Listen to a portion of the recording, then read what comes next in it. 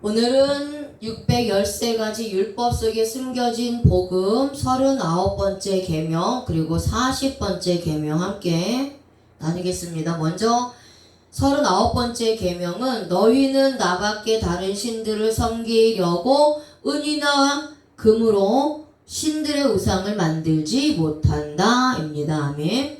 자, 출애굽기 20장 23절에는 너희는 나를 비겨서 은으로나 금으로나 너희를 위하여 신상을 만들지 말고 라고 말씀하고 있습니다. 여호와 하나님은 우상을 싫어하십니다.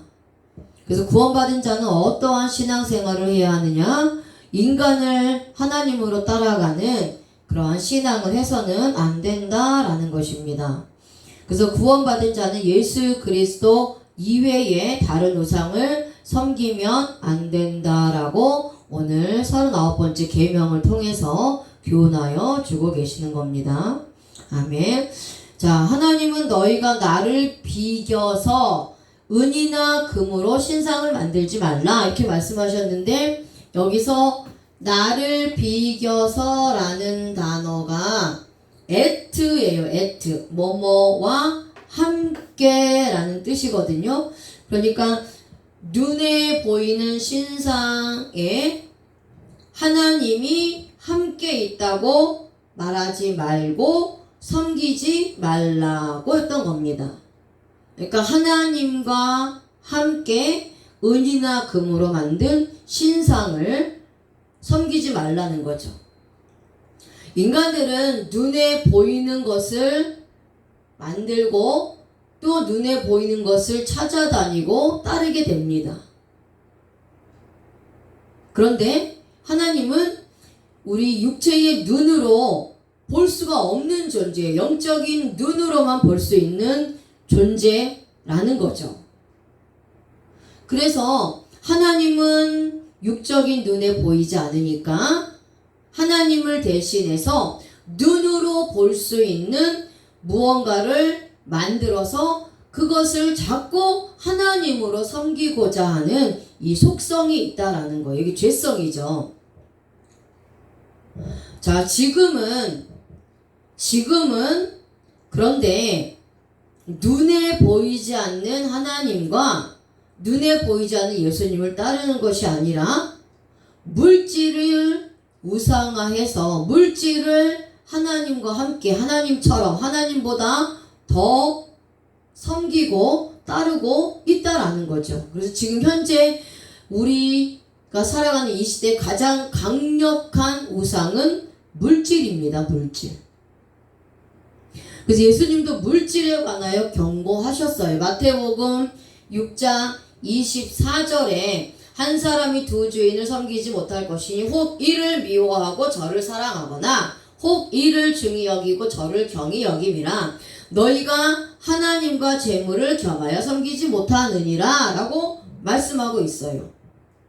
그래서 여기서 재물이라는 헬라어가 맘모나스예요. 맘모나스. 자, 여기서 맘몬, 부, 재산, 재물, 소유라는 뜻입니다. 이 맘모나스에서 맘모니즘이 나온 거예요. 맘모니즘. 자, 그래서 현대 사람들은 하나님보다 이 재물을 소유하는 길을 원하죠. 많은 재산, 많은 부를 쌓기를 원하고 있는 겁니다. 그래서 이 맘모니즘, 맘몬신, 돈신을 섬기고 있는 거예요. 그 돈이면 모든 게 다 된다고 생각을 합니다. 그 교회도 마찬가지예요. 교회도 이 맘모니즘이 교회 안에 들어와서 세상적인 맘모니즘이 들어와서 이 맘몬신, 돈신을 섬기고 있다라는 거예요. 그래서 강단에 복음이 사라져가고 있다라는 겁니다. 교회에 맘몬이 들어와서 이 맘모니즘이 들어와서 이 맘몬신이 들어와서 하나님 자리에 올라가 있은 지가 오래 됐다라는 거예요. 오히려 복음은 사라지고 하나님의 말씀은 사라지고 공의는 사라지고 그 하나님 자리를 돈이 차지하고 있다라는 거예요. 그래서 주님은 하나님과 재물을 겸하여 섬기지 말라고 말씀하고 있습니다. 만몬신을 하나님과 견주어 말하고 있는 거예요. 그래서 이것이 만몬, 재물을 하나님과 같이, 하나님과 비겨서 섬기고 있다고 하나님이 말씀하는 겁니다. 세상도 마찬가지고 세상이야 그럴 수 있다라고 하지만 교회까지도 돈만 있으면 모든 것이 다 되는 줄 알고 돈을 쫓아가고 또 헌금을 많이 하고 11조를 많이 하는 사람들 때문에 그들에 의해서 막 교회 행정이 좌지우지되고 이런 시대를 지금 살고 있다라는 겁니다. 근데 결국 그런 교회들은 멸망할 수밖에 없다라는 거예요. 자, 이렇게 만몬을 따르다가 영생을 얻지 못한 자가 있습니다. 누구죠? 부자 청년이에요. 부자 청년. 그래서 마태복음 19장 22절에 그 청년이 재물이 많음으로 이 말씀을 듣고 근심하여 가니라. 아멘. 자, 부자 청년이 예수님께 영생을 얻기를 원하여서 찾아왔어요. 근데 주님이 부자 청년에게 말씀합니다. 네가 가지고 있는 모든 소유를 팔아서 가난한 자들에게 나눠주고 너는 나를 따르라. 이렇게 말했던 거예요. 하지만 부자 청년은 재물이 많기 때문에 예수님 말씀을 듣고 근심하며 가버렸습니다. 여기서의 재물이 크테마예요. 크테마. 재산, 소유, 토지, 재산이라는 뜻입니다. 그래서 이 마태복음 6장 24절에서 주님께서 하나님을 재물과 겸하여 섬기지 말라고 했을 때의 재물은 헬라어로 맘모나스예요. 맘몬, 부재산, 재물, 소유. 그래서 이 재물은 맘몬신과 같은 부와 재물을 의미하는 거예요. 그런데 이 마태복음 19장 22절에 나오는 부자 청년의 재물은 크테마예요. 크테마. 헬라어가 다르죠. 재산, 소유, 토지 재산으로 이거는 자신의 재산으로 소유하고 있다는 의미예요. 그러니까 만몬신을 섬기는 자들은 자신의 토지와 재산을 자신의 것으로 소유하기를 원한다는 겁니다. 자신의 것으로 소유가 되면 하나님보다, 예수님보다, 영생보다 자신이 가지고 있는 재물이 더 커 보이게 되는 거죠. 결국 이것이 우상이 돼서 구원받지 못하게 됩니다. 부자 청년은 영생에 관심이 있어서 왔지만 재물을 하나님과 겸하여 섬기다가 결국은 영생의 주인이신 예수 그리스도를 버리고 세상으로 돌아가 버렸다는 거죠.